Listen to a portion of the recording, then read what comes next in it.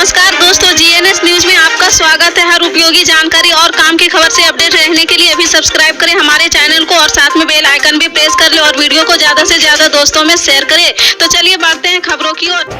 जी हां, आपको बता दें, महिला आरक्षण बिल को केंद्र सरकार ने नारी शक्ति वंदन के नाम से लोकसभा में पेश कर दिया है।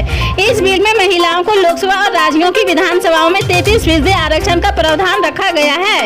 यही नहीं, एससी और एसटी कोटे से ही उस समाज की महिलाओं को भी 33% आरक्षण देने का प्रावधान है, लेकिन संग्राम ओबीसी वर्ग को लेकर पिछड़ गया है। समाजवादी पार्टी के अखिलेश यादव, जेडीयू की नीतीश कुमार और आरजेडी की लालू यादव ने यह मांग उठा दी है। मायावती ने भी अखिलेश जैसी बात करते हुए सबसे पहले कहा कि इस बिल में पिछड़ा अल्पसंख्यक के बारे में कुछ नहीं कहा गया है।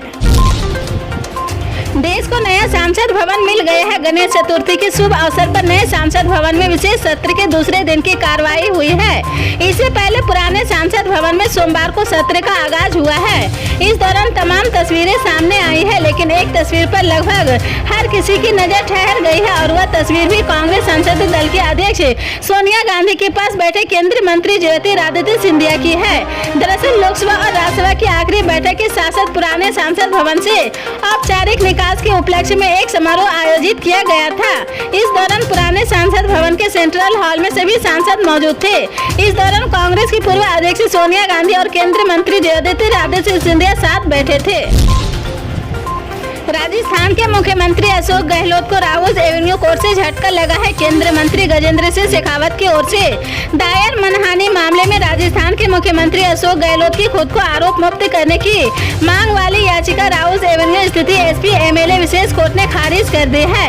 राउज एवेन्यू कोर्ट ने मामले पर आगे की बहस के लिए 25 और 26 सितंबर की तारीख तय की है। दरअसल अशोक गहलोत से सुनवाई के दौरान शिकायतकर्ता गजेंद्र सिंह शेखावत के पेश नहीं होने पर खुद को आरोप मुक्त करने की मांग की थी।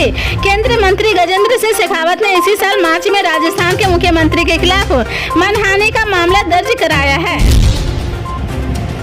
संसद का विशेष सत्र नए सांसद में शुरू हो गया है। नए भवन के अपने पहले संबोधन में पीएम नरेंद्र मोदी ने कहा कि नया भवन है तो भाव भी नया होना चाहिए, भावना भी नई होनी चाहिए। आज गणेश चतुर्थी और स्वतंत्रता के अवसर पर नए सांसद का गृह प्रवेश हुआ है, इसलिए हमें इन दोनों पर्वों की मूल भावनाओं को भी हमेशा के लिए आत्मसमर्पित कर लेना चाहिए। पीएम मोदी ने संवत्सरी के पर्व का हवाला देकर जाने अनजाने में हुई अपनी किसी भी गलती के लिए सांसदों और देशवासियों से माफी भी मांगी है।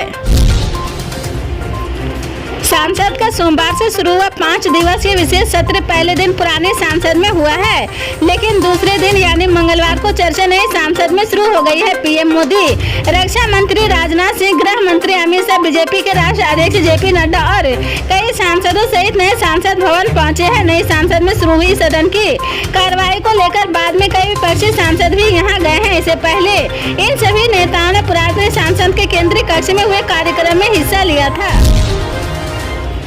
संसद के स्पेशल सत्र के दूसरे दिन राज्यसभा में प्रधानमंत्री नरेंद्र मोदी ने सभी दलों से महिला आरक्षण बिल पर साथ आने की अपील की है। पीएम मोदी ने कहा कि राज्यसभा के पास एक बड़ा मौका है कि महिला शक्तिकरण से जुड़े बिल पर सर्वसम्मति से निर्णय ले। पीएम मोदी ने नए सांसद के राज्यसभा में स्वागत भाषण में बोल रहे थे। पीएम मोदी के बाद कांग्रेस अध्यक्ष मल्लिकार्जुन खड़गे को राज्यसभा में बोलने का मौका दिया गया है। इस दौरान खड़गे ने कहा कि नारी शक्ति वंदन अधिनियम में ओबीसी महिलाओं को आरक्षण मिलना चाहिए। उनके इस बयान पर राज्यसभा में हंगामा हो गया है।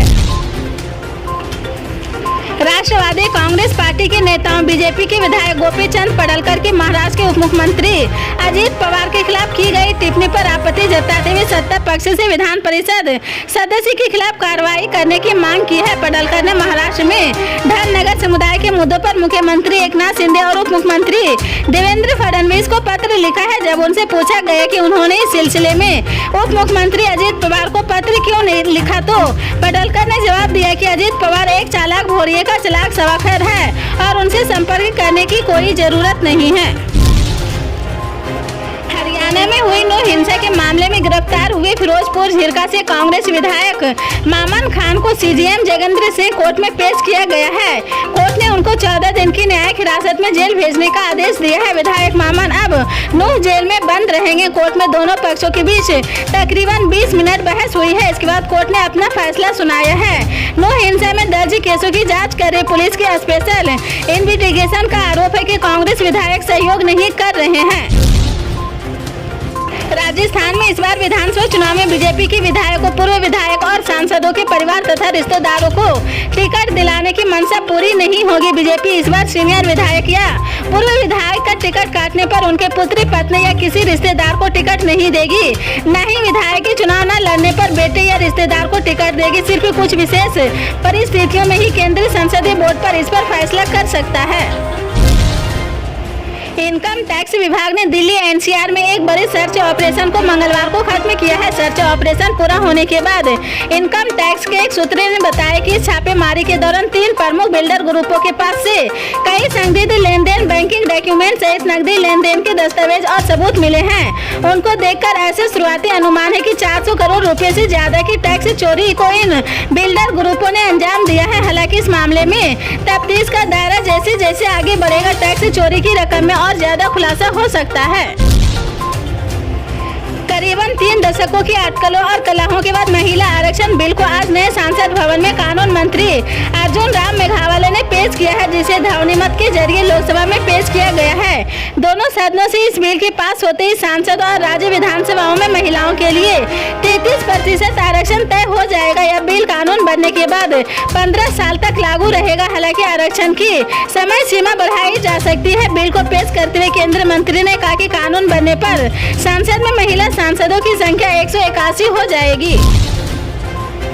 हरियाणा के सोनीपत में मेरठ झज्जर नेशनल हाईवे पर बीके झरोटी टोल के पास बीजेपी नेता और टोल कर्मचारियों में जबरदस्त झड़प हो गई है। इसके बाद दोनों पक्षों की तरफ से पुलिस थाने में शिकायत दर्ज कराई गई है। देर रात बीजेपी के जिला अध्यक्ष तीर्थ राणा ने कार्यकर्ता और ग्रामीणों के साथ मिलकर कई घंटों तक टोल प्लाजा का फ्री करार दिया है और वहीं धरने पर बैठ गए हैं। मामले की जानकारी मिलते ही पुलिस के आला अधिकारी फोर्स के साथ मौके पर पहुंचे और नेताओं को समझा बुझाकर धरने को खत्म कराया है और टोल प्लाजा पर सेवा बहाल कराई। हालांकि इस दौरान नेताओं और पुलिस के बीच तनातनी का माहौल भी देखने को मिला है। झारखंड के जमशेदपुर में सोमवार की रात एक बच्चे की मौत के बाद परिजनों ने अस्पताल के डॉक्टर की बुरी तरह पिटाई कर दी है। दरअसल रात के करीब 1 बजे के आसपास कोल्हान के सबसे बड़े सरकारी मेडिकल कॉलेज अस्पताल में उस वक्त सनसनी फैल गई है जब एक शख्स ने अचानक एनसीआईयू वार्ड में तैनात डॉक्टर कमलेश की पिटाई शुरू कर दी है। किसी को कुछ समझ में आता इससे पहले उस शख्स ने डॉक्टर को बुरी तरह पीट दिया है। इसके बाद अस्पताल परिसर में हंगामा खड़ा हो गया। सब इधर उधर भागने लगे। वहाँ मौजूद लोगों ने बीच बचाव पर मामलों को किसी तरह शांत कराया है। इस हमले में डॉक्टर कमलेश बुरी तरह घायल हुए हैं। बताया जा रहा है कि सीताराम डेरा थाना क्षेत्र के देवनगर में रहने वाले दीपक प्रधान ने अपनी 6 साल की बेटी अनु प्रधान को सोमवार को अस्पताल में भर्ती कराया था। इलाज के दौरान उसकी मौत हो गई थी। इसी वजह से परिजन आक्रोशित थे। देश में जल्द 2000 रुपए के नोट बंद हो जाएंगे। फिलहाल सरकार ने कहा कि जिस किसी भी के पास 2000 रुपए के नोट है वह जल्द बैंकों में जमा कर दे। हालांकि लास्ट तारीख तक काफी जगह 2000 रुपए के नोट चल रहे थे, जिनमें अमेजन कंपनी भी शामिल थे। लेकिन आज से यानी मंगलवार से अमेजन भी 2000 रुपए के नोटों में पेमेंट नहीं लगेगा। 1 अक्टूबर 1982 को जन्मे गोपी चंद पडलकर धनगर समुदाय से ताल्लुक रखते थे। वे वर्तमान में बीजेपी के महाराष्ट्र विधान परिषद के सदस्य। बीजेपी ने उन्हें बारामती के अजीत पवार के सामने चुनाव हार जाने पर एमएलसी बनाया था। गोपी चंद पडलकर महाराष्ट्र विधानसभा चुनाव से पहले बीजेपी में शामिल हुए थे। वह महाराष्ट्र में बीजेपी के प्रवक्ता भी है। इसके चलते अजीत पवार को लेकर दिए गए उनके बयान पर एनसीपी नेता और कार्यकर्ता भड़के हुए हैं। वर्तमान में बीजेपी के विधायक गोपी चंद पडलकर ने अपने राजनीति की शुरुआत महाराष्ट्र के राष्ट्रीय समाज पक्ष से की थी। इस पार्टी से गोपी चंद पडलकर ने डिस्ट्रिक्ट काउंसिल और 3 बार विधानसभा और 1 बार लोकसभा का चुनाव लड़ा था, लेकिन उन्हें हार का सामना करना पड़ा था। प्रधानमंत्री नरेंद्र मोदी ने व्हाट्सएप चैनल ज्वाइन कर लिया है। इस चैनल के जरिए आप पीएम मोदी से सीधे जुड़ सकते हैं सोशल मैसेजिंग ऐप में। इस फीचर के हाल ही में पेश किया गया है। व्हाट्सएप चैनल एडमिन को टेक्स्ट, फोटो, वीडियो, स्टिकर और पोल को ब्रॉडकास्ट करने की परमिशन देता है। नए फीचर की मदद से यूजर से अपनी पसंदीदा सेलिब्रिटीज के चैनल को फॉलो कर सकते हैं। दक्षिण पूर्व रेलवे के रांची डिवीजन में 9 एक्सप्रेस ट्रेनों को रद्द कर दिया गया है। 8 अन्य ट्रेनों के रूट भी बदला दिया है। रेलवे ने यह फैसला बुधवार से कुर्मी समाज द्वारा बुलाए गए अनिश्चितकालीन रेड ब्लॉकेड को देखते हुए लिया है। कई कुर्मी निकाय अपने समुदाय को अनुसूचित जनजाति का दर्जा देने और कुर्मकाली भाषा को 8वीं अनुसूची में शामिल करने की मांग कर रहे हैं। इसको लेकर इन कुर्मी निकाय द्वारा 20 सितंबर से झारखंड, पश्चिम बंगाल और ओडिशा के 9 रेलवे स्टेशनों पर अनिश्चितकालीन रेल ब्लॉकेड बुलाने का फैसला किया है। महिला आरक्षण बिल पर बिहार के मुख्यमंत्री नीतीश कुमार ने मंगलवार की शाम अपनी प्रतिक्रिया दी है। नीतीश कुमार ने कहा कि संसद में जो महिला आरक्षण बिल लाया गया है वह स्वागत योग्य कदम है। हम शुरू से ही महिला शक्तिकरण के हिमायती रहे और बिहार में हम लोगों ने कई ऐतिहासिक कदम उठाए हैं। भारत में हर दिन पेट्रोल डीजल के दाम सरकारी तेल कंपनियों द्वारा जारी किए जाते हैं। आज की बात करें तो कुछ सिटी में फ्यूल में रेट में बढ़ोतरी हुई तो कुछ जगह पर कीमत कम भी हुई है। वहीं कच्चे तेल की बात करें तो इसमें बढ़त का सिलसिला जारी है। WTI क्रूड ऑयल के दाम में मंगलवार को 1.2% की भारी तेजी देखी जा रही है। प्रधानमंत्री किसान सम्मान निधि योजना के तहत किसानों को सालाना 6,000 रुपये की आर्थिक मदद दी जाती है। किसानों को ये राशि हर 4 महीने के अंतराल में 3 किस्तों में 2-2 हजार रुपये उनके खाते में भेजी जाती है। फिलहाल किसानों के खाते में 14 किस्तें आ चुकी है। 15वीं किस्त किसानों के खाते में किसी नवंबर और दिसंबर में से किसी भी महीने में भेजी जा सकती है। प्रधानमंत्री किसान सम्मान निधि योजना का लाभ पाना चाहते हैं तो आपको कुछ शर्तों को पूरा करना होगा। इस योजना का लाभ लेने के लिए किसान भाई मूल्यांकन, बैंक खातों की आधार सेंडिंग और पीएम किसान पोर्टल पर KYC काम करना जरूरी। पल के अपडेट जानने के लिए जुड़े रहें आप अपने GNS न्यूज चैनल से। मिलते हैं अगली बड़ी खबर के साथ, तब तक के लिए जय हिंद।